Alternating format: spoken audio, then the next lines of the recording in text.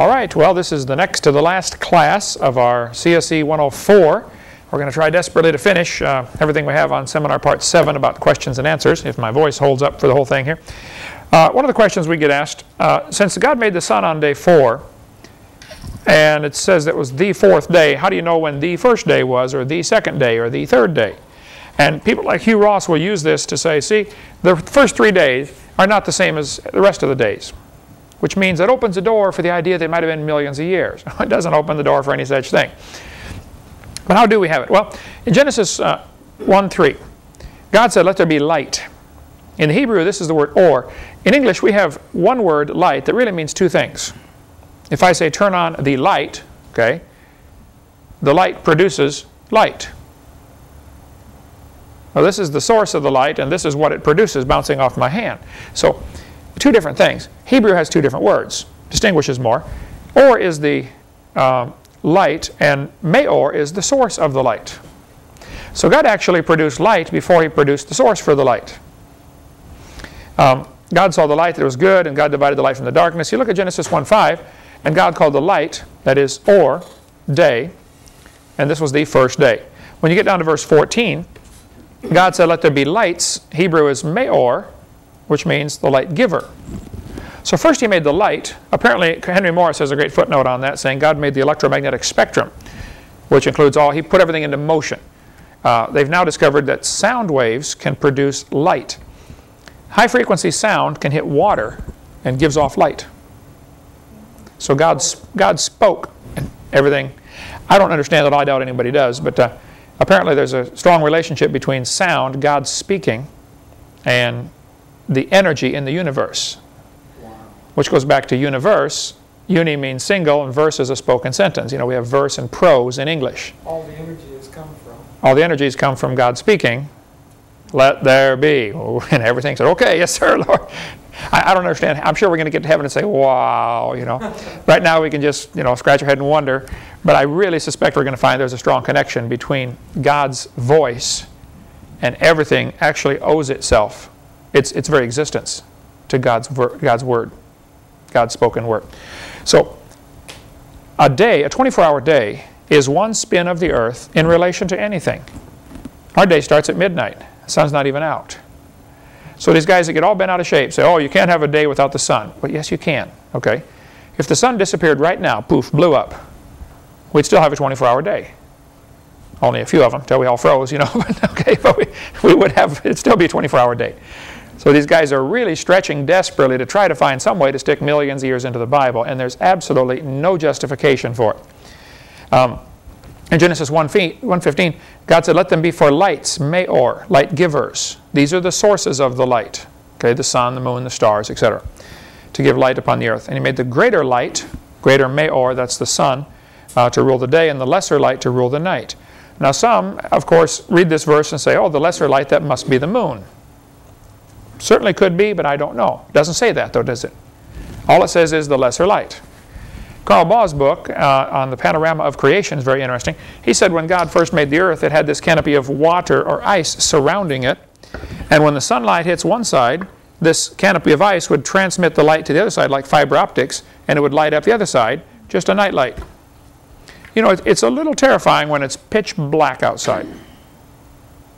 But when there's a full moon, it's, you know, you can still sleep, but it's just not, you're not quite so terrified. Okay, when it's a full moon. His theory is that probably God, you know, thought of everything that man needed and made it just perfect. Stronger magnetic field, so you could feel which way is north. You would never get disoriented. Couldn't possibly get lost because you know, bees and birds navigate by the magnetic field. And so if man could also feel the magnetic field, if it was stronger back in those days, or if we had better iron concentration or something, I don't know, but that's just all something to think about and consider. So God made the light, and then He made the lights, the sources of the light. Psalm 27 says, the Lord is my light. He actually is the light. Not only the source for the light, He is the light.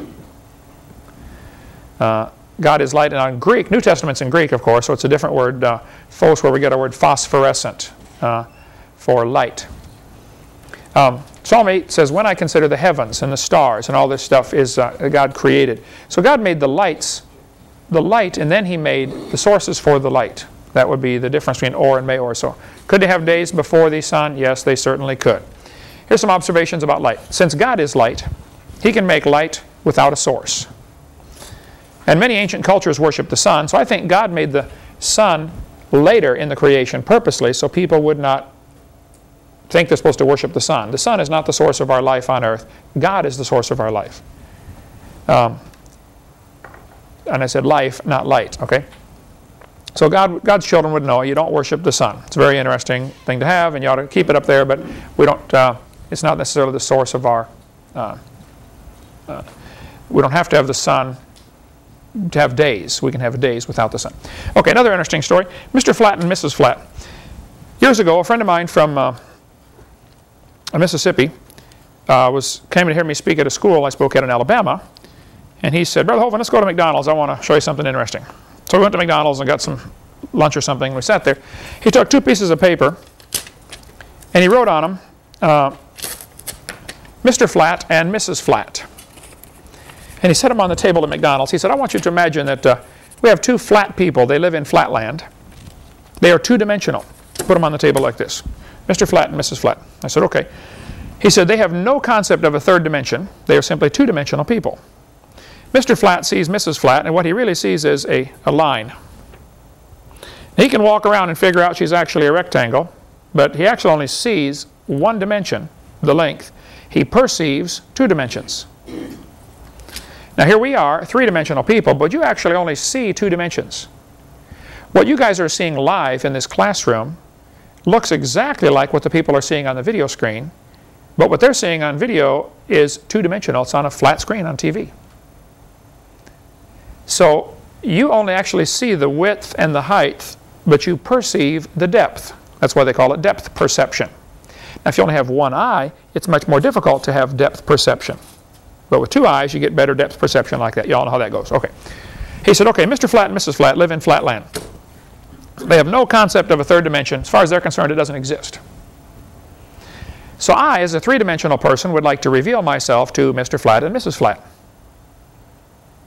Well, there's no way they're going to understand me because I have more dimensions than they do. But if I stick my finger through the table, Mr. Flatt comes over and sees a circle, which is the cross-section of my finger. Over here, I stick 3 fingers through the table. Mrs. Flatt goes and sees 3 circles. So they're going to meet together and say, "Oh, honey, I saw Kent Hovind. He's 1 circle." She's going to say, "No, dear, he's 3 circles. I saw him." And they're going to split the church and start the church of the 1 circles and the church of the 3 circles. But neither one fully understands me, do they? They don't have a clue, okay? You just can't put a 3-dimensional object into 2 dimensions. You know, you can do it slice at a time. If you drop a ball through a plane, you know, it makes a dot and then a small circle, bigger circle, bigger circle, bigger circle, and then smaller, smaller, smaller dot as it falls through the plane. You just keep slicing it up. But a 2-dimensional person can't understand a 3-dimensional being. By the same token, God apparently has more dimensions. In Ephesians chapter 3, verse 18, this is the verse he showed me, it says that we may be able to comprehend with all saints what is the length and depth and breadth and height. 4 dimensions. And to understand the love of Christ which passeth knowledge. Understand something that passes knowledge. I've thought about that till my brain hurts, okay? But we really do understand something that passes knowledge. But apparently there's more to God. See, now, here Mr. Flatt and Mrs. Flatt are living in flatland. I am outside of their world. I can put my hand right on top of both of them. I can actually be closer to them than they could ever get to each other. And they would be unaware of my presence. And the Bible has all sorts of verses. You know, the Lord is in us and around us and through us and over us and under us. And I don't see him. How close is he? Well, he's closer than a brother. Just go home and think about that one. That's the best I can do on that. Let's go to the next question, okay? I've thought about it for 10 years since he told me that, and I marvel at the thought, you know. What about the races? Where do we get all these different races? There's no question there are different varieties of skin colors of people in the world, okay? No question. For 17 years, I drove a bus in an all-black neighborhood, brought black kids to church, and absolutely had a wonderful time. You know, amazing culture. I thoroughly enjoyed myself. But what about these different races? Where do they come from? Actually, I'm going to answer this question differently than I would 20 years ago. There aren't any races. There's one race, the human race. Now, there are different skin colors, but there's only one race. Are these different races of cows? No, they're different skin colors of cows, right? Okay. There are 4 different theories about where the races come from, where the skin colors come from. I'll probably use the word races, but ignore that, okay? I mean races. I mean the skin colors. 4 different theories, okay? One theory says all the different skin colors come from Adam and Eve. They were medium brown, and they produced, say, 100 or 200 kids in the first family, whatever they had, 800 years worth. Maybe 800 years worth if it's like my wife and I. But we had 3 right in a row, so we've got to figure out what's causing this, honey. One theory says Adam and Eve are medium brown and had all the different skin colors in their own family. Certainly could be, I don't know, okay? The second theory, and by the way, that is possible for, like a black couple here in England had 3 albino children. Kind of interesting, just different pigmentation. There are people who sometimes will have, a couple where the great-great-great-great-grandmother was black, and you have all white generations after that, and all of a sudden you have a black baby born, or almost black baby. That has happened, just recessive genes, okay? The second theory, which I do not believe at all, but amazing number of people do buy into this theory, is that this is the mark of Cain. And they think the black race is cursed with the mark of Cain. I think this is a wicked, vile theory, but so many people do believe this, I will show it to you. And Genesis 4:15. And the Lord set a mark upon Cain, lest any finding him should kill him. They will say, the Negroes have the mark of Cain, and therefore they're cursed. Here's a Mormon doctrine from Bruce McConkie, an apostle in the Mormon church. This is what the Mormons have taught for a long time, for over a century. They're changing now when they found out the Negroes could play basketball for Brigham Young University. Until that time, the Negroes were excluded from Mormonism. Look what they said here. Negroes in this life are denied the priesthood. Under no circumstances can they hold this delegation of authority from the Almighty. This is from the book of Abra 1:20-27. The gospel message of salvation is not carried affirmatively to them. Negroes are not equal with other races, where the reception of certain spiritual blessings are concerned, particularly the priesthood and the temple blessings that flow therefrom. But this inequality is not of man's origin, it is the Lord's doing. It is based on His eternal laws of justice. That should be on. Make a note for me to fix that typo there. Based on His eternal laws of justice, and grows out of the lack of spiritual valiance of those concerned in their first estate. Now look at that last sentence. This is based on the lack of spiritual valiance in their first estate. The Mormons teach Adam went to heaven and became the god of this world. And there are many gods. And if you're a good Mormon, you get to go to heaven and be god of your own world. They teach that Adam has thousands of wives, he lives on the planet Kolob, he has normal sexual relations with those wives and produces spirit babies. If the spirit baby is valiant in heaven, he comes down to earth and gets a white-skinned body. If he's not valiant or he's not good in heaven, he comes down and gets a black-skinned body. We had 2 Mormons come to our door over when we lived over on Burgess Road, 2 Mormon missionaries, I can tell you a long story about that. I have so much fun when those guys show up. But this is what they're talking about here. Bruce McConkie. The black people, they say, have black skin because when they were in heaven as a spirit baby, waiting for their body on earth, they were not valiant. And so that's why they got a black-skinned body. You can see it right here from their teaching. He said, however, in a broad general sense, caste systems have their root and origin in the gospel itself. And when they operate according to the divine decree, the resultant restrictions and segregation are right and proper and have the approval of the Lord. To illustrate, Cain, Ham, and the whole Negro race have been cursed with black skin, the mark of Cain. So they can be identified as a caste apart, a people with whom the other descendants of Adam should not intermarry. Yes, sir? I just wanted to interject. If the Mormons accept Genesis, do they also accept Exodus, Leviticus, Deuteronomy? Oh yeah, they would say they accept the whole thing. And then Exodus and Leviticus states that the curse of the Lord only goes to the 3rd and 4th generation. Oh, good point. Curse to the 3rd generation. That's a good point. I'm sure there's been more than 4 generations. Yeah, that's true. Yeah, I'll have to ask him that next time. Look at this. Apostle Mark Peterson said in Race Problems as They Affect the Church on page 7, "If there is one drop of Negro blood in my children, as I have read to you, they receive the curse." Here's Brigham Young, one of the heads of the Mormon Church years ago. He said, "Shall I tell you the law of God in regard to the African race? If the white man who belongs to the chosen seed mixes his blood with the seed of Cain," he's assuming that Cain is black. You understand the assumption here? "The penalty under the law of God is death on the spot. This will always be so." And if you want to read the history of the Mormon Church, one of the books that I show on video number 1 at the very beginning of 4 books that are good to reach Mormons, one is the hidden history of the Mormons and how they actually executed people, many people, if they weren't faithful or did something wrong, you know, or if they married or had sex with a black woman, they would be executed. Now, of course, everybody wasn't, but that's what the law said, according to Mormon law. Now, they're kind of embarrassed about this now, and they try to hide this, but that's what it was. So I don't think the curse of Cain is anything close to Scripture. One problem with saying that Cain became the first black man, an obvious problem with that, when you get to Noah, you're back to one family. So you have a genetic bottleneck here, which would stop all this. Since Cain was before the flood, Noah was after the flood. The only way that could be gotten around is if one of Noah's sons had married one of these black women and brought her on board the ship. Okay, that certainly is a possibility, as I don't think the theory is true at all, but those who justify the theory will say that may be what happened. The third theory says Noah put a curse on Canaan.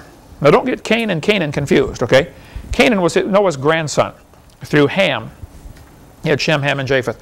Here's the story, Genesis chapter 9. Noah awoke from his wine. By the way, let me stop right there and say, I think Noah got drunk accidentally.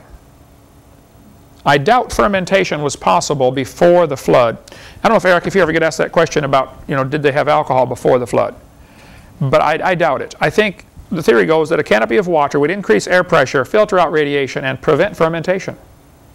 Probably Noah was used to making his grape juice and setting it on the counter, and it wouldn't spoil, and he can go back and get it in 3 years, and it's, you know, it's still fine.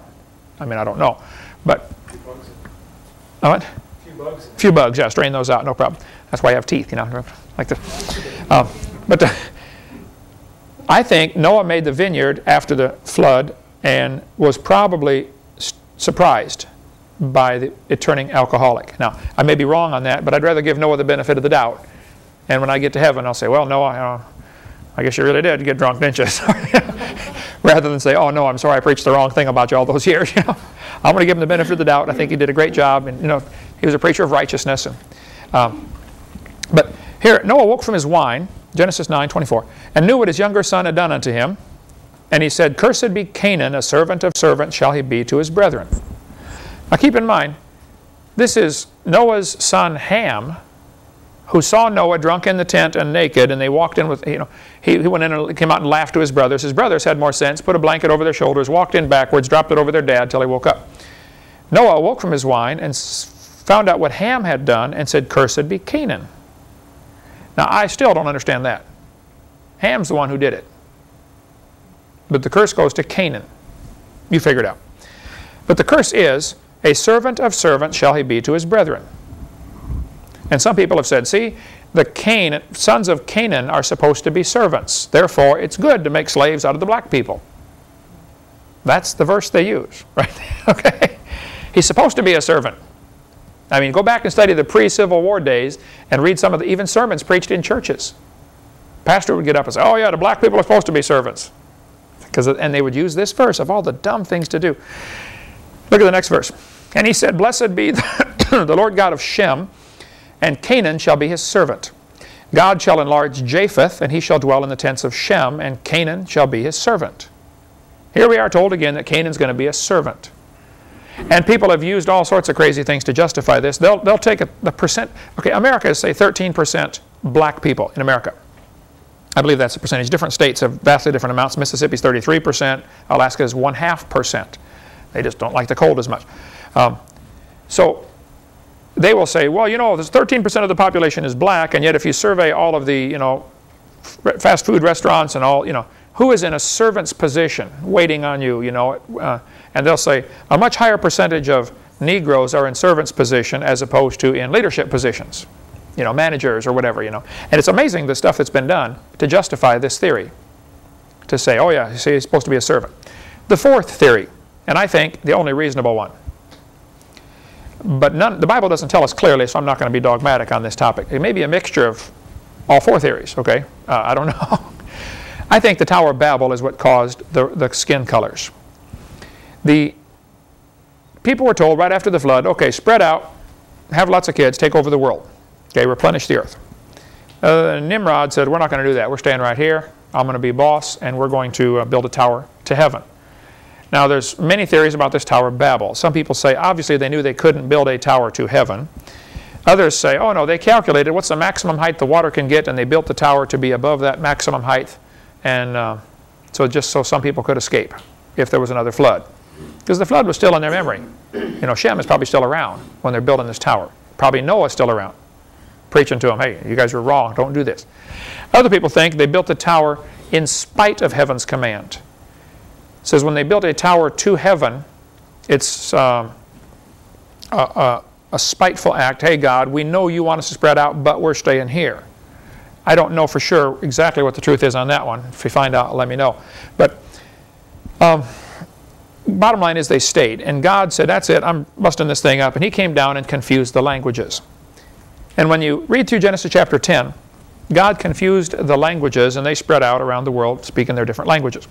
Here's the story, Genesis 10:5.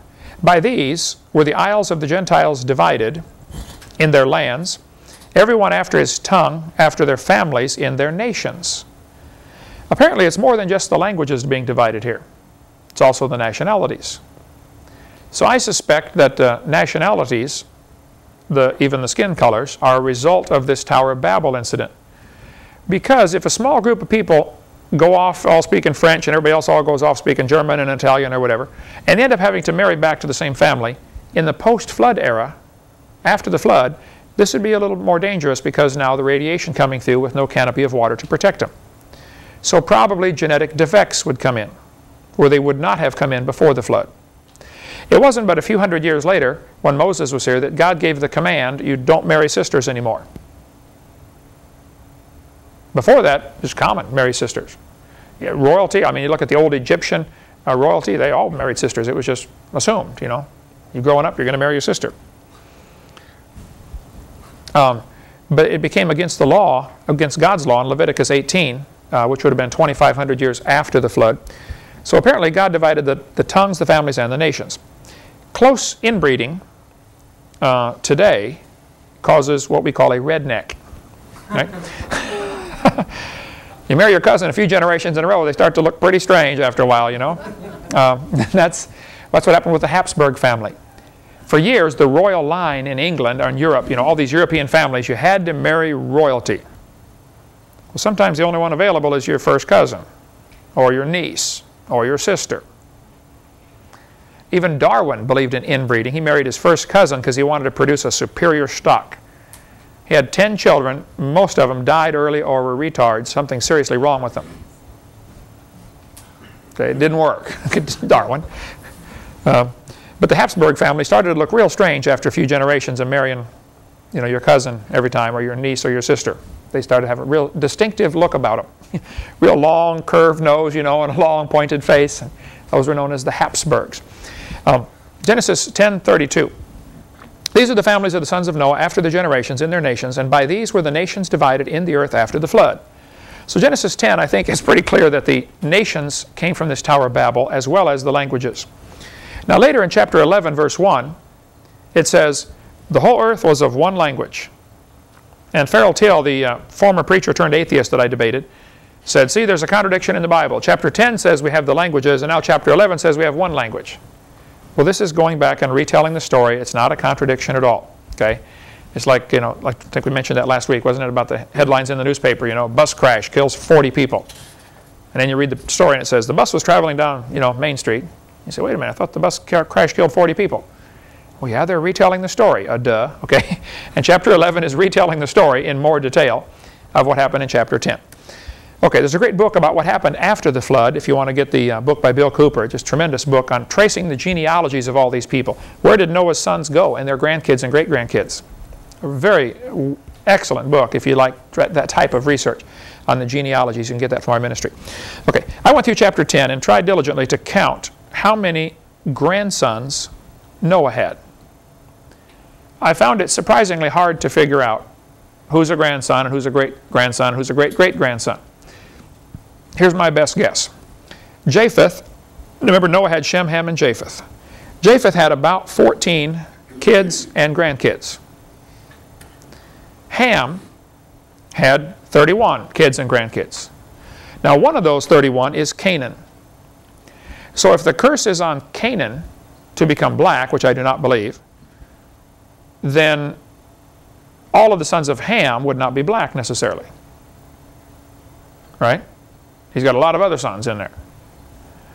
And if you read the Bible, in Psalm 105, it says, Israel also came into Egypt, and Jacob journeyed in the land of Ham. This is one of those things in the Scripture where they often say the same thing twice in a different way to make sure you can't goof it up. Israel, for instance, is the same guy as Jacob. God changed his name. So this is telling the same sentence twice. This is a Hebrew, I forget what they call it, some way of mentioning the same truth twice. So Egypt is the land of Ham. The Bible's pretty clear about that. And verse 27, they showed his signs among them and wonders in the land of Ham. Psalm 106, they forget God, their salvation, which had done great things in Egypt, wondrous works in the land of Ham. The Bible tells us that the land of Ham is Africa. And I don't think there's much question in most Bible scholars' mind that the Hamites are the black people. So Noah's 3 sons apparently are the origin of the 3 major divisions of skin colors. The black people, the oriental people, and the white people. All came from Noah. There's no reason to be a racist and think one is superior to the rest, okay? Just there's a distinction here. Japheth is the father of the Europeans. According to most Bible scholars, they'll say, oh yeah, the sons of Japheth went and settled up toward Europe. This would be, Italy, Germany, Greece, the white-skinned people. Ham became the father of all the Africans. And if you look right there in Israel, or even in Turkey where Noah's Ark landed, that's kind of the point where those 3 continents come together. Asia, which would be, China, Japan, all that on the far right. Europe on the far left, and Africa going south. Now, there's a couple of theories about living near the equator does not cause you to have black skin. Okay, it might give you a good suntan, but your kids don't inherit that. Any more than if you cut your arm off, your kids will inherit, that trait. Black people do have more melanin in their skin, and therefore they are more tolerant of the sun. Whereas light-skinned people like me get sunburned easily. When I was down in Costa Rica, 8 degrees away from the equator, you get sunburned real quick. Okay? Darker-skinned people can tolerate more sun. Lighter-skinned people cannot. So the equator doesn't cause you to have dark skin. Dark skin causes you to be able to live near the equator. That would be the difference. So it's just a matter of, real estate is more available. And that's why the population of Alaska is only 0.5% black. They just don't like the cold. They don't want to live up there. If you send a bunch of them up, half of them will move back down. They don't want to be up there. And of course there are always exceptions to the rule, but all you got to do is look at the population statistics of different areas. The colder it is, the less black people there are. It's just, and the hotter it is in some of the equatorial climates, the more black people there are as far as naturally living there. Like Congo, black people right on the equator. Shem had about 29 kids and grandkids, which makes a total of about 75. By my very rough estimate, I would guess there were 75 original languages at the Tower of Babel. Those languages have gotten even further divided now into many, many dialects. Jan, you teach English as a second language. I don't know if you've ever studied how many languages there are in the world, but I think it's well over 2,000. Yeah, dialects, you're talking about 6,000. 6,000 counting dialects?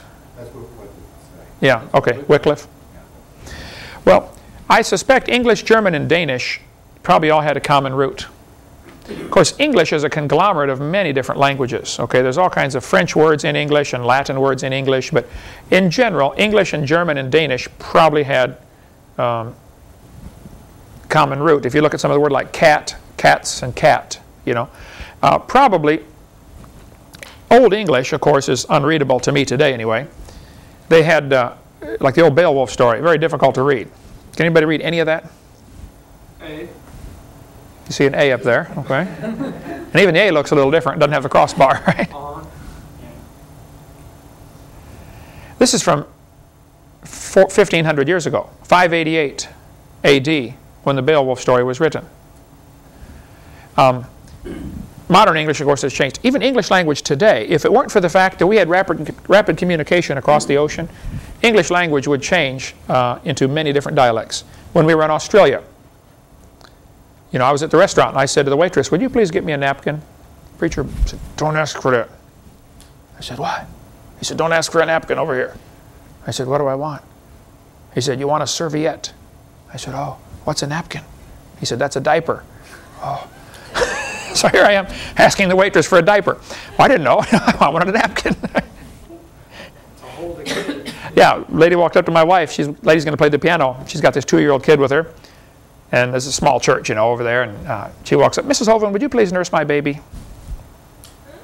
The preacher's wife said, "It just means hold it." "Oh, okay, I'll hold it for you." It's just, you know, different words.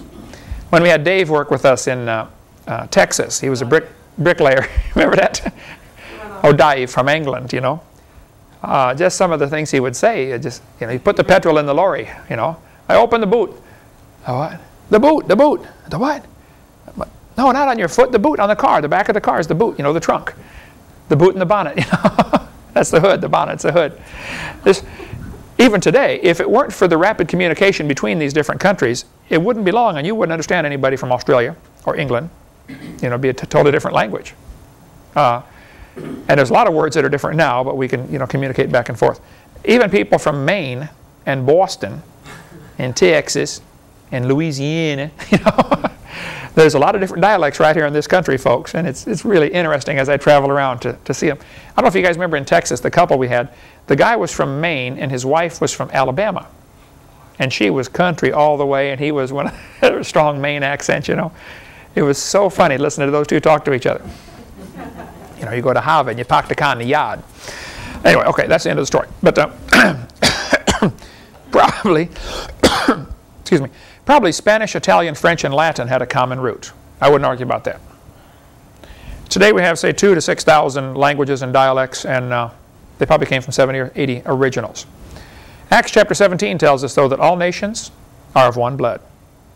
I don't think there's any question from Scripture. There's no reason to be a racist. Now, Ken Ham has a great book on that topic called One Blood. Some other people have written that. Malachi says, "Have we not all one Father? Hath not one God created us? Do we not? Why do we deal treacherously, every man against his brother?" There's no reason to be a racist. They now have done a study here about mitochondrial Eve. These guys said back in 1988, they said, "We've discovered after looking at the mitochondria that all the people in the world came from one woman 200,000 years ago." Then they did a study again in 2001 and found out, no, this woman was only 6,000 years ago. They said, "Well, we know that's not right, so let's go back and study this one more time." So they're still working on it, okay? Well, not only did they accidentally hit it right, I could even tell them her name. Okay, and her husband's name and a couple of the kids' names. Okay? So you get to Ken Ham's book if you want more on the races. Okay, what about cloning? Let me explain what cloning is, and then we'll tell you, people get really bent out of shape over this, and I don't think it's necessary that they get bent out of shape too much. Cloning is where normally you have half of the cell comes from the mother and half from the father, and so you get half the chromosomes from each one. Animals that reproduce just simply by dividing, like an amoeba. You know, the amoeba just, all of a sudden it just breaks in half and you have two amoebas that are identical to each other. Okay? And they will divide again and get 3 or 4 or 6 or 10 or 1,000 or a billion. But they're all identical. There's no new genetic information being added. This is called asexual reproduction. They just simply divide and the chromosomes are identical. In sexual reproduction, you get half the information from the mother and half from the father, and so there's a combination and you get a new variety of chromosomes. Okay, a new combination. Well, what they tried to do is they said, you know, what if we took a cell from a sheep, which is what they ended up using, take out the nucleus where the chromosomes are, take a nucleus from another cell, and stick it in that cell, and then implant it into the surrogate mother and have it grow. That's a good idea, they thought. So they worked on it, probably a government grant, like everything else. They sure didn't create the chromosomes, okay? They just simply moved them to a different cell.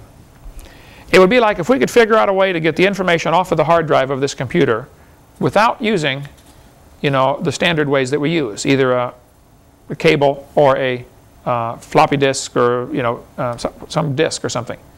If we could transplant this hard drive into something else, that'd be, wow, look how they moved that information. That was neat.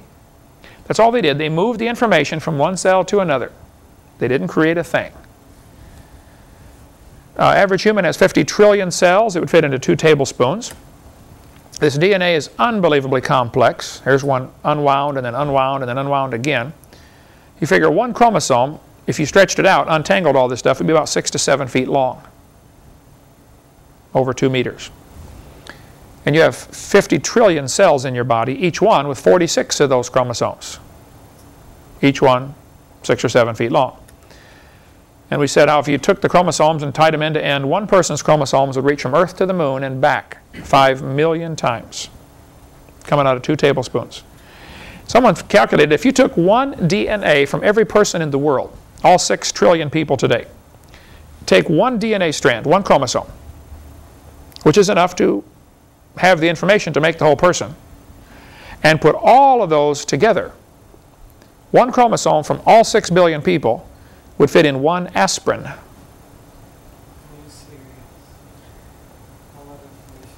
So all that information in 1 aspirin could reproduce all the people in the world today. All 6 billion of them. Pretty amazing. Computer code in the chromosomes is more complex than all computer programs written by man combined. So they took this incredible code and transplanted it. That's really all they did.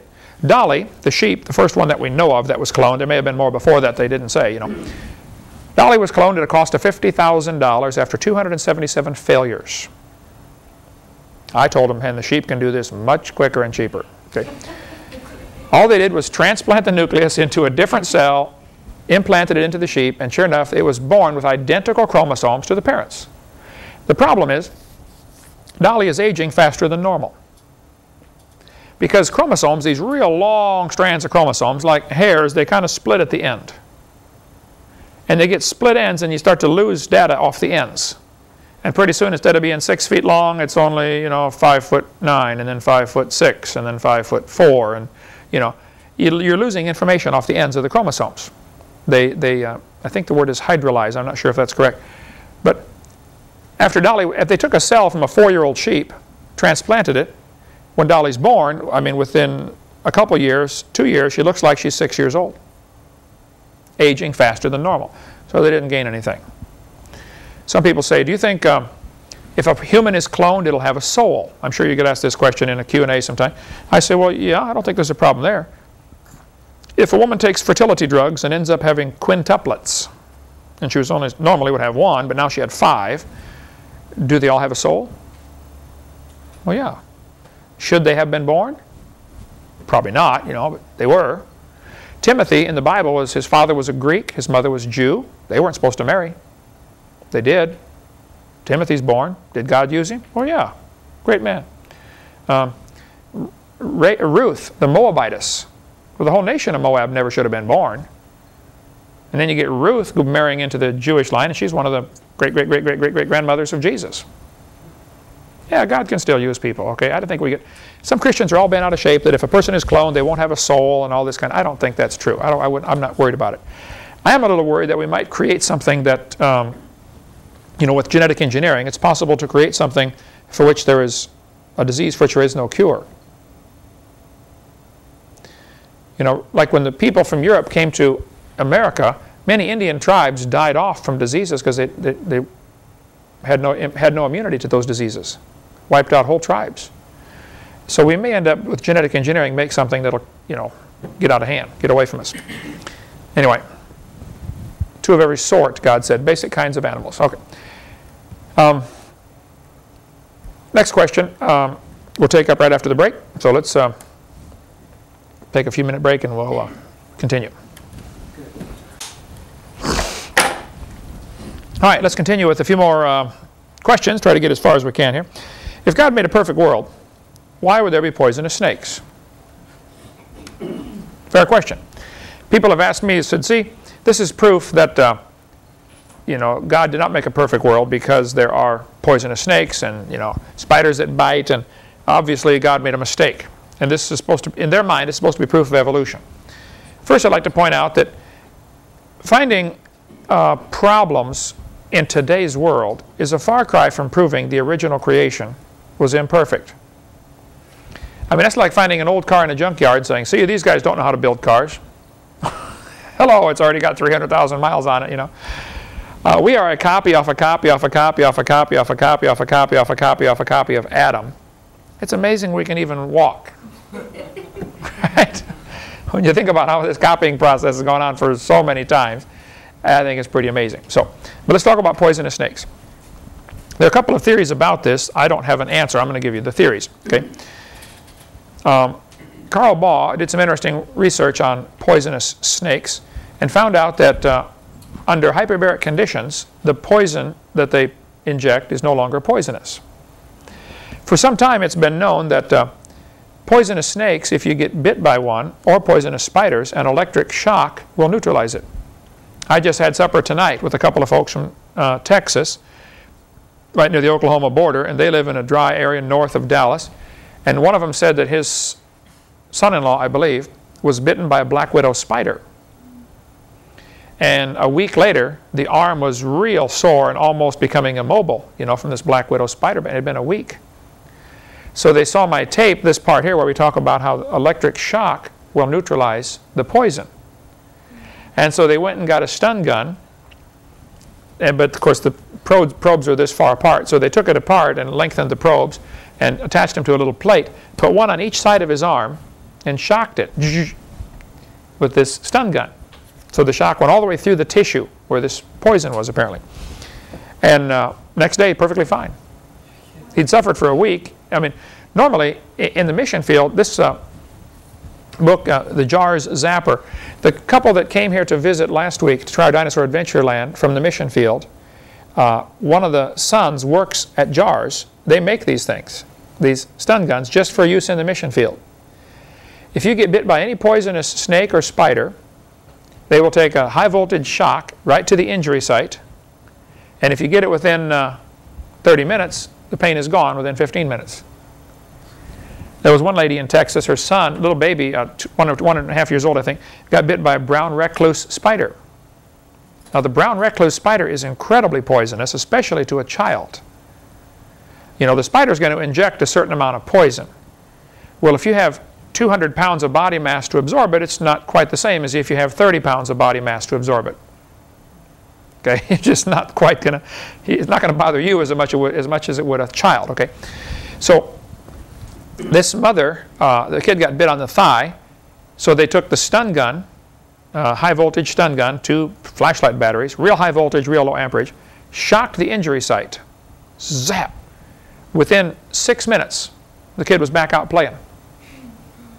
Forgot all about the pain, it's gone. But it had swollen up already. They said it was a huge welt about this big and real hard like a brick, you know, from this brown recluse spider. The general rule of thumb is if you get bit by a poisonous snake, if the quicker you can get to a shock, the better. If you can take a spark plug wire off a lawnmower or chainsaw or engine or something. Now the older cars, the coil puts out about 8,000 to 12,000 volts. The newer cars might put out 40,000. So you may get more of a shock than you want. It beats dying though, okay? So you may want to just go ahead and get that. Okay, crank it over. Oh, stop. Because it's got a short in it, like Ernest P. Worrell. They say if it's been a while since you were bitten, more than 20 or 30 minutes, shock the spot, then go halfway to the heart and shock that spot. And go on the opposite side of the limb and shock that spot. Too much voltage is, too many times it would not be as bad as too few times, okay? But just a high voltage shock seems to stop the problem. Apparently, from what I've read about it, the poison that the snake injects, and there are 2 different types of poison. Hemotoxic, which affects your blood system. Neurotoxic, affects your nervous system. If a rattlesnake bites you on the arm or leg, if you don't do anything about it, it'll begin to dissolve the tissue. Your muscle will actually rot out. You have a big hole in your body where it will rot it out. And of course, infection and other things become a problem. So, but I've talked to many people, probably a dozen people who've used this, and it works with a shock, high voltage shock. Missionaries are using it. Seems to work good. Both kinds of poison? It works for both kinds of poison. Apparently, the poison that the insect or snake injects is, it's a protein, but it's a tangled up molecule that the body doesn't know what to do with, so it treats it as an invader. But the electric shock straightens it out. Somebody told me that was here last week, the missionaries, said they even use real low voltage shocks for mosquito bites. No way. They said you get just a real low voltage shock, you get a mosquito bite, zap, totally stops it instantly. Can't feel a thing. No way. We gotta try something. Yeah. You go out there and get bit and I'll shock you. Okay. Let's practice, Eric. All right. What about the Ark of the Covenant? There are two different arks in the Bible. Actually, there's three different arks. There's Noah's Ark, the big one. Okay. There's the Ark of Bulrushes that Moses was in. Okay. The little basket daubed with pitch that put baby Moses in. And then there's the Ark of the Covenant. That was a gold box about the size of this table, actually, with rim around the top. The lid would come off. The lid is called the mercy seat. Inside the Ark of the Covenant, the Hebrews kept their sacred things. In there was the the Ten Commandments, the bowl of manna. Remember that they saved one bowl of manna when God gave them extra. And they saved the walking stick of Aaron. Because everybody said, I want to be priest. And, Moses said, okay, everybody bring me your stick, carve your name on there. Aaron carved his name on, all the rest of them carved their name. And they put them out before the Lord. And the next day, Aaron's had grown. It had budded, leaves, almonds on it, and all that. So apparently they saved it in this ark for a while. Those were the only three things in the ark. So what happened to the ark? Well, here's the story. In Jeremiah, it tells us about the things that they took away out of Israel. Remember, Jeremiah was the prophet in Israel, and God told him to go tell the king to surrender. You're going to lose. Nebuchadnezzar, I sent Nebuchadnezzar to take you guys captive. Don't fight him. Voluntarily go into captivity. So they did. They did not obey the Lord. Nebuchadnezzar came and took these guys away captive. He he said, I want you to surrender, and they didn't surrender, so he beat them all up and killed large numbers of them, and he took them away. It mentions all the stuff they took away here. They took away the spoons, the cups, the candlesticks. It never mentions the ark. You would think the most valuable piece of furniture they had would be mentioned. It didn't mention it. Nebuchadnezzar brought these things out of Jerusalem, and now in Ezra chapter 1, Cyrus the king is going to send them back. So it mentions all sorts of things that Cyrus sent back in Ezra chapter 1. 29 knives. I mean, if it's going to mention 29 knives, surely it would mention the Ark of the Covenant. It doesn't. No place in either passage is the Ark of the Covenant mentioned. Here's the story that Ron Wyatt told me before he died. I sat in his living room and talked to him for 3 hours about the Ark of the Covenant. He said, Brother Hovind, I found the Ark of the Covenant. I said, yeah, right. Okay, and I'm Methuselah. I'm still around. He said, no, Brother Hovind, I really did. I said, well, tell me about it, Ron. Now, Ron was a great guy. He was the kind of guy that if I was God, I would let him find all these things because he wasn't out for any glory. He's not bragging about it. He wasn't, not looking for money. Just he wanted to, he's a humble servant of the Lord. He had a lot of Seventh-day Adventist teaching in him, which I would disagree with, some of the things they teach.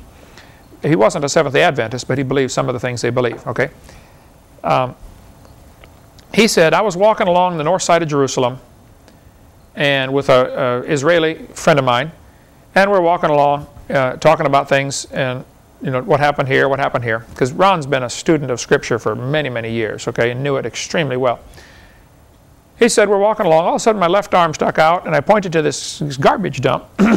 There's a pile of rubble been there for hundreds of years, up against the side of this cliff. And there's a road along the bottom, there's a big cliff and another plateau on top. He said, my left arm stuck out and my mouth started speaking, and my mouth said, That's Jeremiah's grotto. The Ark of the Covenant's down there. And his friend that was with him said, "What did you say?" He said, "I think I just said that's Jeremiah's grotto and the Ark of the Covenant's down there." The guy said, "Well, great, let's dig it out." Ron said, "No, I got to go home and look at the scriptures and make sure this is possible." I said, "I don't know about this."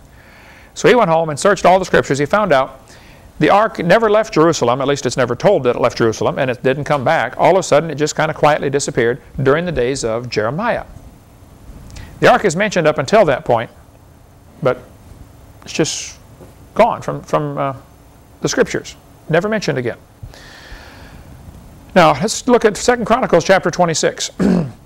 King Uzziah prepared for them throughout all the host shields and spears and helmets and harbor guns and bows and slings to cast stones. And he made in Jerusalem engines invented by cunning men to be on the towers and upon the bulwarks to shoot arrows and great stones. So Uzziah made catapults, going to fling big stones. These things are on the walls in Jerusalem. Here the Bible tells us that King Uzziah made these. Well, a couple of hundred years later, Nebuchadnezzar comes to take over Jerusalem.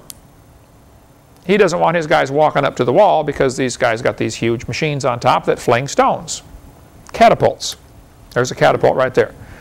There's a couple different types of catapult. One is the arm comes down and the rock or whatever you're going to fling sits on the arm and you have any number of ways to flip it up. You can just put a giant weight on the other end like a teeter-totter.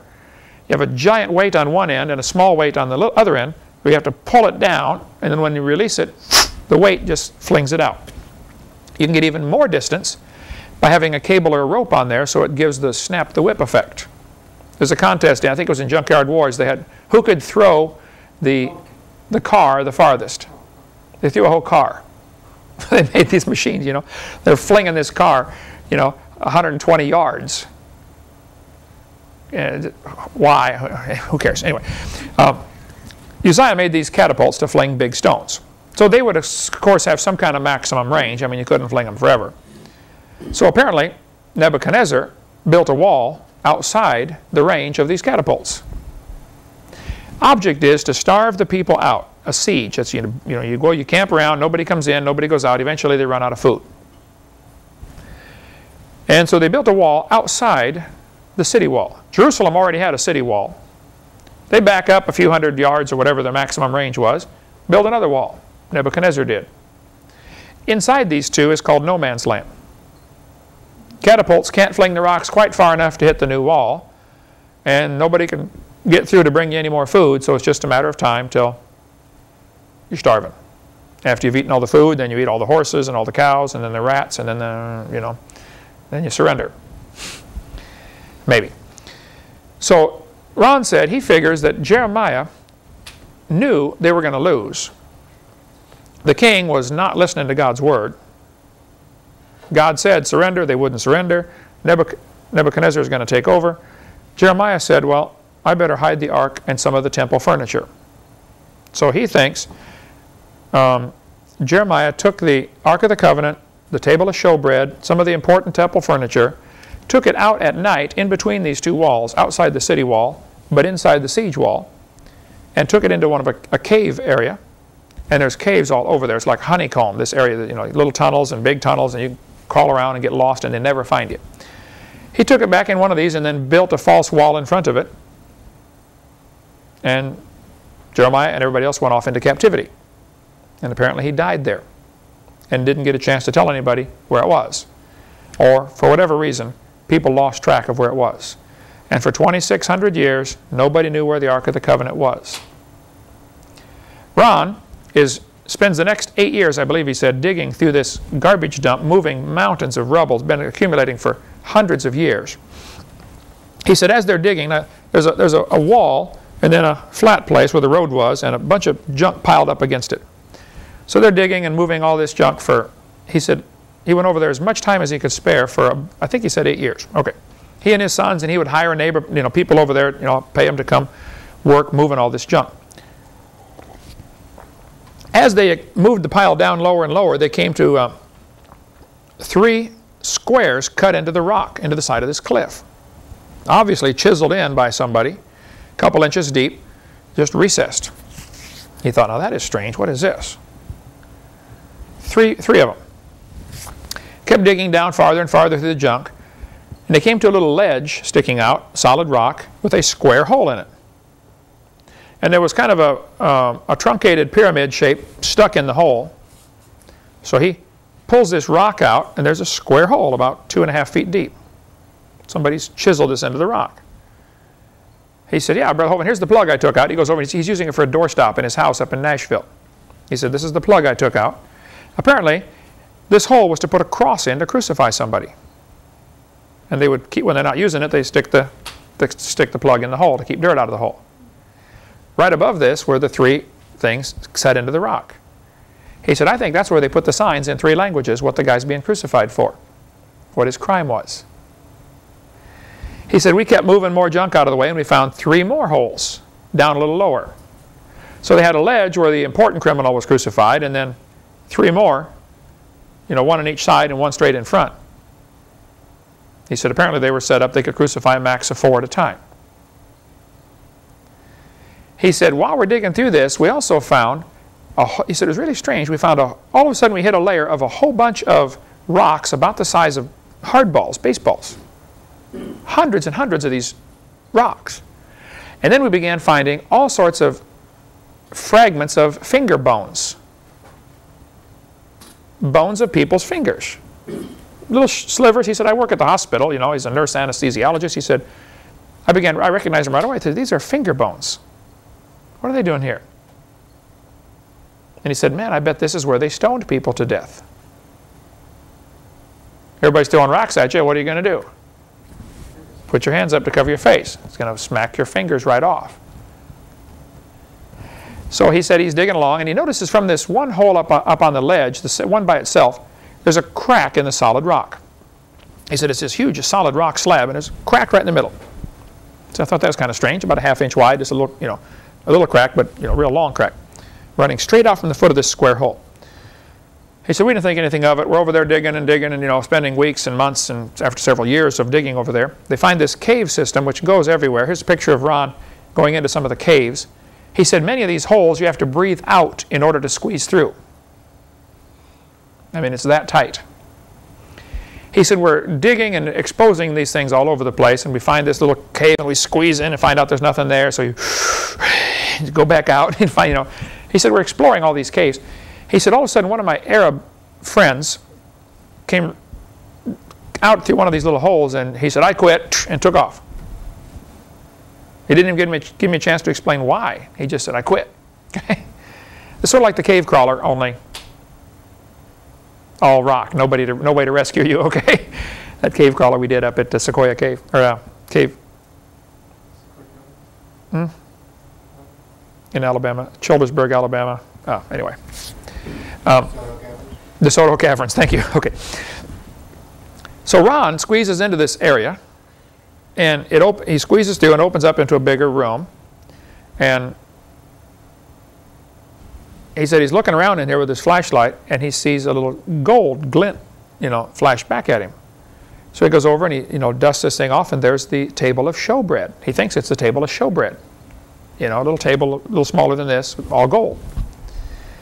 And he said, and he looked back in this one end area, and he could see this on the far right side. The upper picture is his picture that he drew.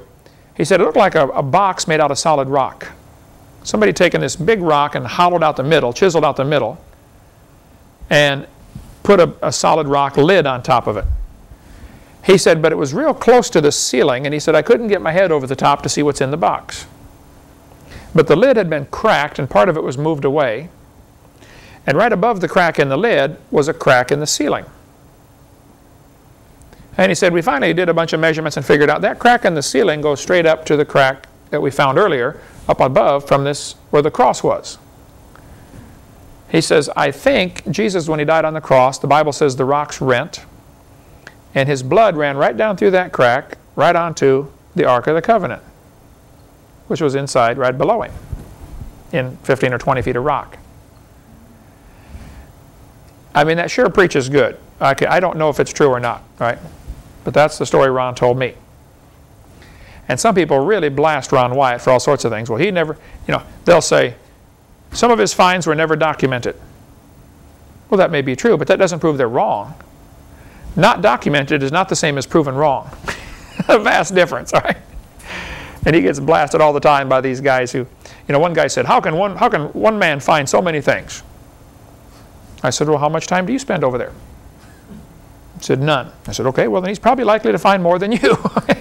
You don't need to be a genius to figure that out.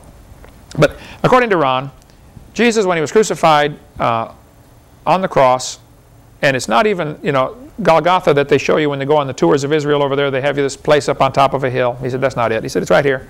It's garbage dump. So Ron says he found the real place where Jesus was crucified, and the real Ark of the Covenant. He said he finally did get to where he could move the concrete lid out of the way and look inside. And he said he thought about it long and hard before he touched it. He remembered the last guy that touched it, Uzzah. God struck him dead.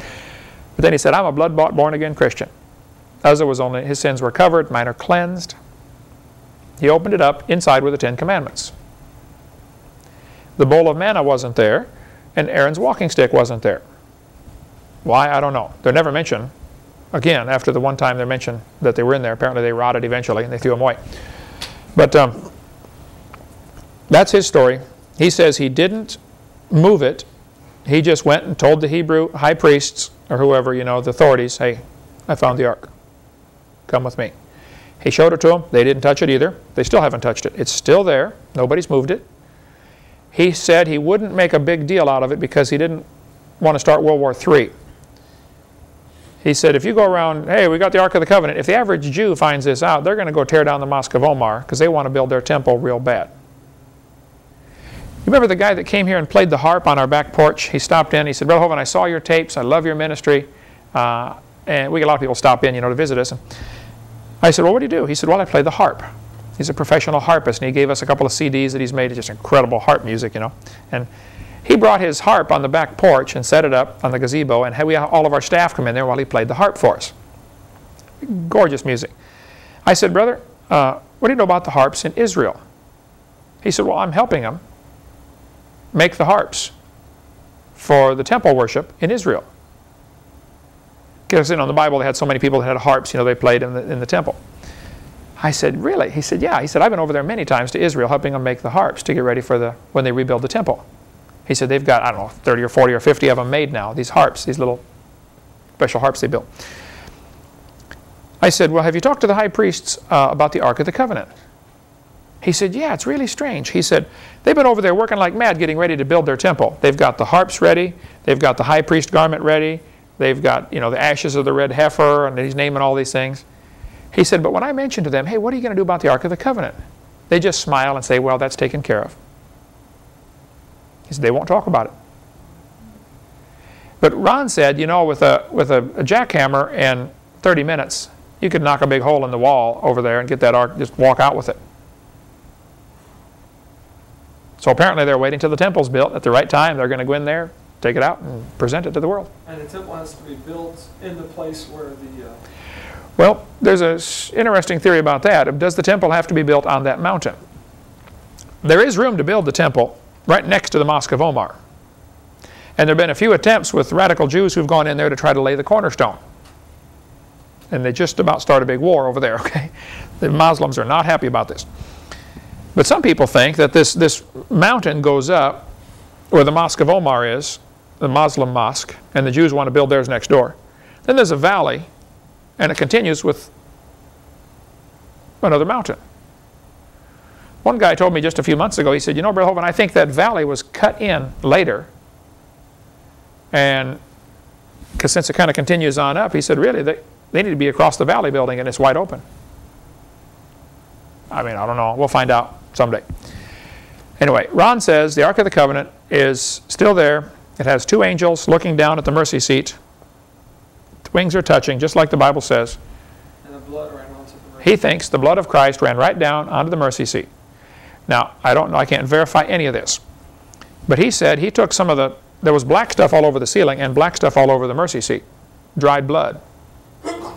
He took it back to the hospital where he works, or got somebody to analyze the dried blood, according to him. And they said, wow, this is human blood. It's pretty old, and it's kind of strange. It only has 23 chromosomes. Now, That's what he said. He's never been able to document any of that.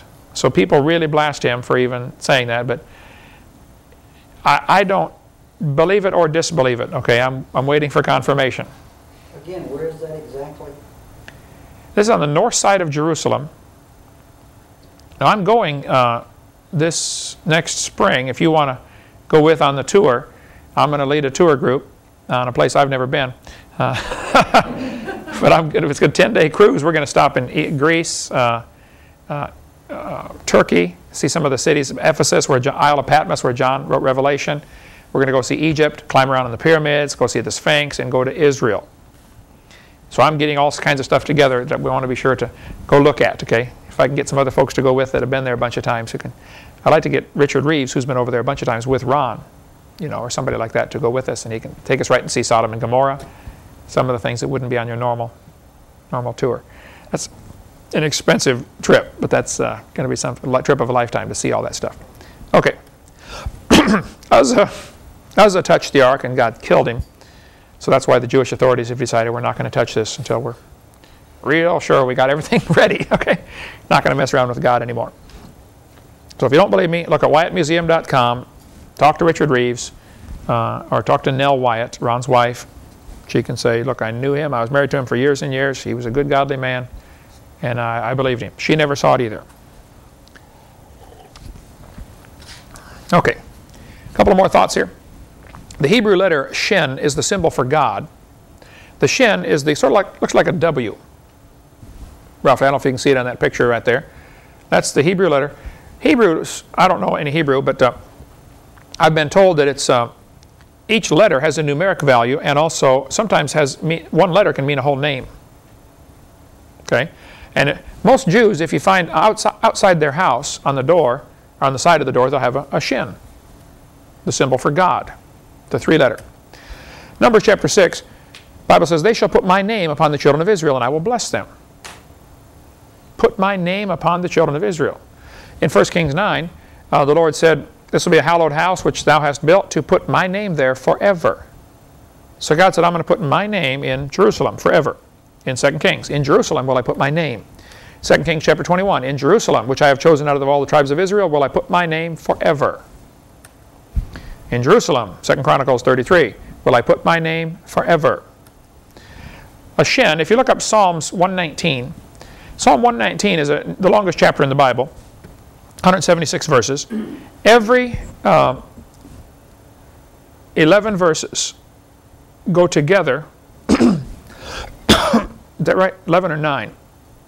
It has the number break. Somebody look up your Bible there. Does it go 9 verses to a... It's got all the different... There are 22 letters in the Hebrew alphabet.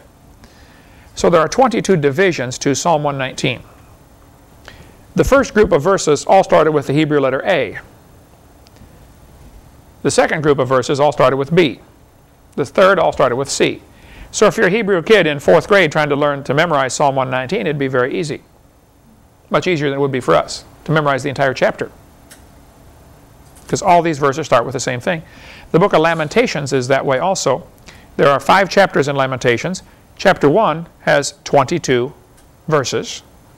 Each verse starts with, first verse starts with an A, second verse with a B, third verse with a C. So you can memorize the whole chapter easily. And each verse in chapter 1 has 3 sentences. All of those sentences in verse 1 start with A. All 3 sentences in verse 2 start with a B. Chapter 2 is the same way. When you come to chapter 3, it has 66 verses instead of 22. Still divisible by 22 though. So now verse 1, 2, and 3 all start with A, and then verse 3, 4, 5 all start with B, etc. in Hebrew. Of course, it doesn't translate to English. Well, there's a lot of things like that in the scriptures that we don't catch. You notice the Shin, S-C-H-I-N here in Psalm 119, 161. There's the little weird-looking W again, the Hebrew letter Shin. God said he would put his name in Jerusalem. Well, Jerusalem happens to have 3 valleys. The city itself is a big Shin. Put my name there forever. That'll preach. There's a sermon in there somewhere. Somebody find it. Okay. Another next question. What about Bigfoot? My brother has 2 of them. I have interviewed 8 people who've seen one. Todd Jurasic in Oklahoma told me he saw one. There's his phone number. This last church I was at, a guy told me that that video footage was fake. He works with the guy that wore the costume for that. The last church you were at was in what state? Washington? Washington. I go to. When I was in Washington or when I was in, I was either Washington or. I go to Idaho this week, right next door. I think it was Washington. So you're saying the guy at the church you were at said he works with the guy who wore that costume to make the. They're getting ready to talk about. They're getting ready to publish some book about it. About the Patterson film. Yeah. He's not supposed to show the costume to anybody or something like that. He still has the costume. Ah, it could be. I don't know if it's fake or not. The Patterson film is the best and most famous film of all, showing this ape-like creature walking away from the creek. According to the story, Patterson and his buddy were up riding horses looking for Bigfoot. He's a Bigfoot researcher, okay? And so when somebody's out looking for Bigfoot and then finds it and gets a good picture, you got to say, let's really double check this, okay? So I can't verify the film or not. All I know is I've had 8 Christians tell me at different locations all over the country, Mr. Hovind, I saw one. This is not the Patterson one, okay? I've had 3 tell me that they've seen it. You've had 3. Bill Gibbons from Canada, who wrote the book with me, Claws, Jaws, and Dinosaurs, he is doing a lot of research in Oklahoma where there are many folks who claim they've seen Bigfoot in this one region right near the Oklahoma-Arkansas border.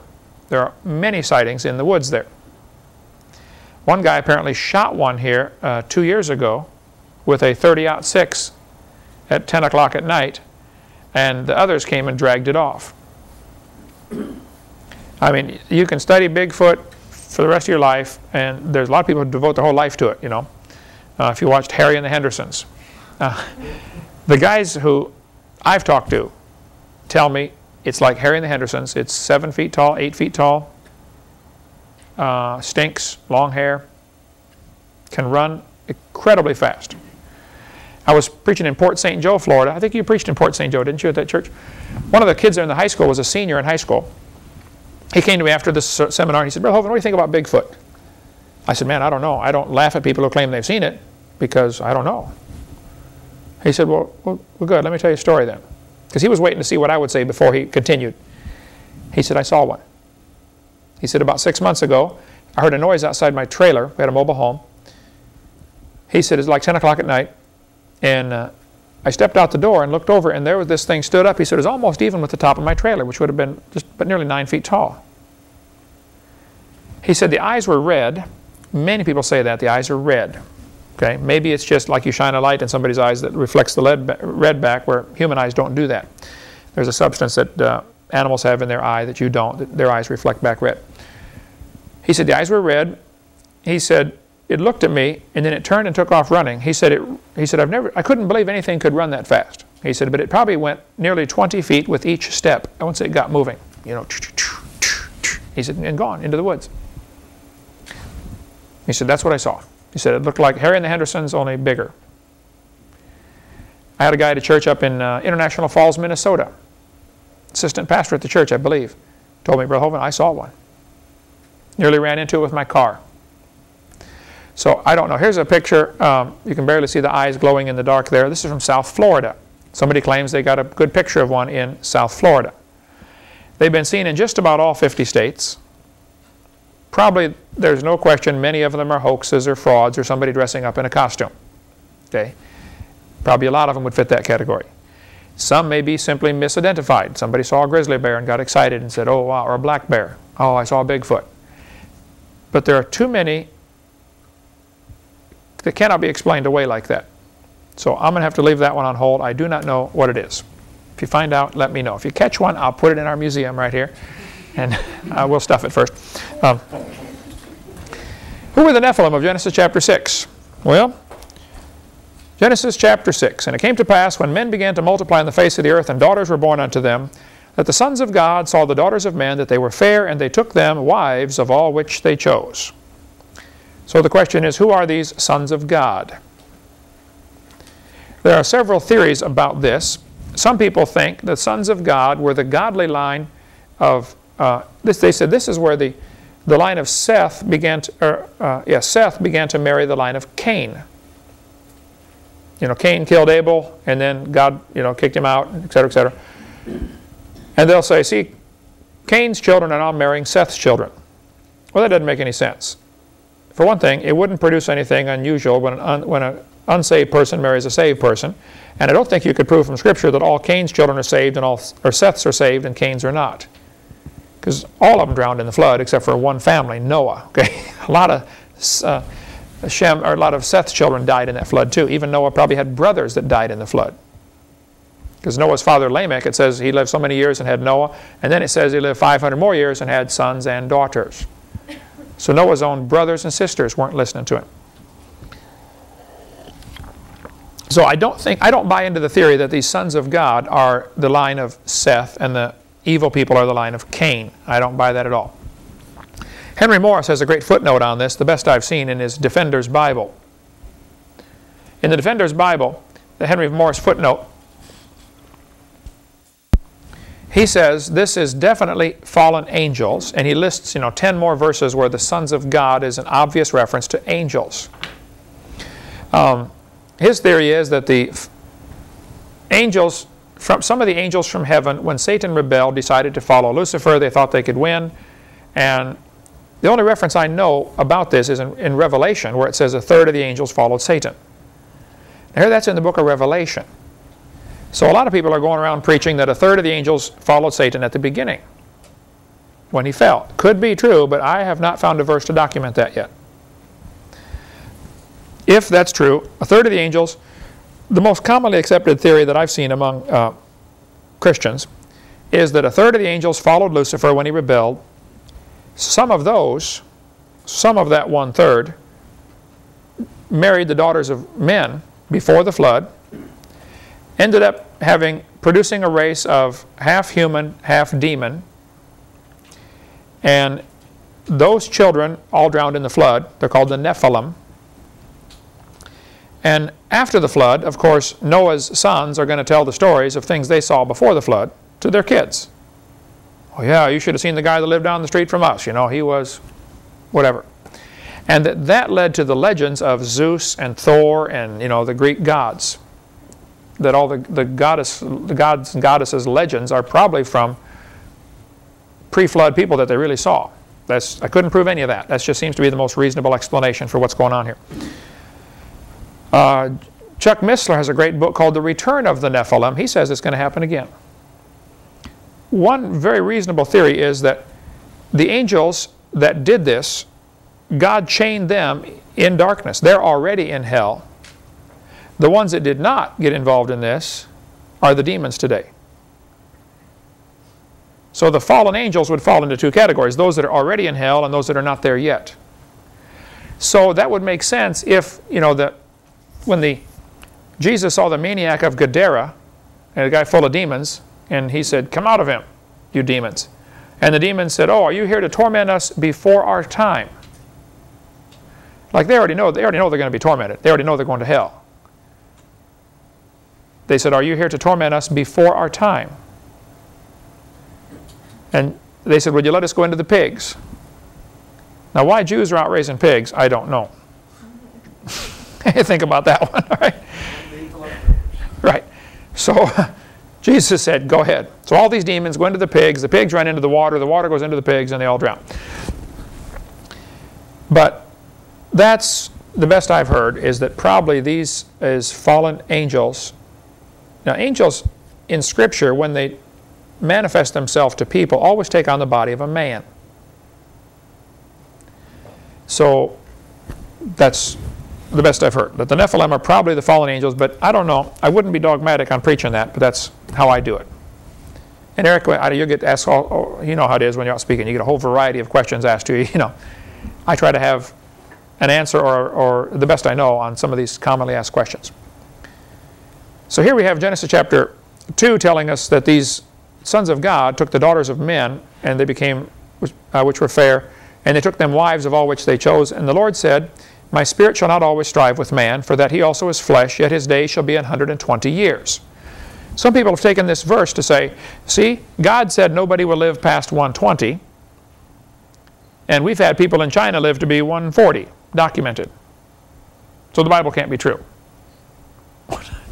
Does that verse say nobody will live past 120? No. And if you start with a false beginning, you're going to get a false ending. One argument here is that this verse means God said this to Noah 120 years before the flood came. So it has nothing to do with the longevity of mankind. You got 120 years till the flood comes. I don't know, but that's one very reasonable interpretation of this verse. And the Bible says there were giants in the earth in those days. And some people conclude that the verse 2, the sons of God marrying the daughters of men, goes with verse 4. I don't think you can prove that. Sons of God saw the daughters of men, and that's all it says. This might be totally unrelated. The giants may not even be the offspring of this. I mean, read the chapter yourself and see if you can put it together. I think in a court of law you'd have an awful hard time proving that verse 4 goes with verse 2. Well, and then right after, though, it goes back to talking about the sons of God. And also after that, when the sons of God came in unto the daughters of men, and they bare them children, the same became mighty men, which were of old, men of renown. Is that talking about the giants? Well, is that talking after the flood, too? No, this is before the flood still.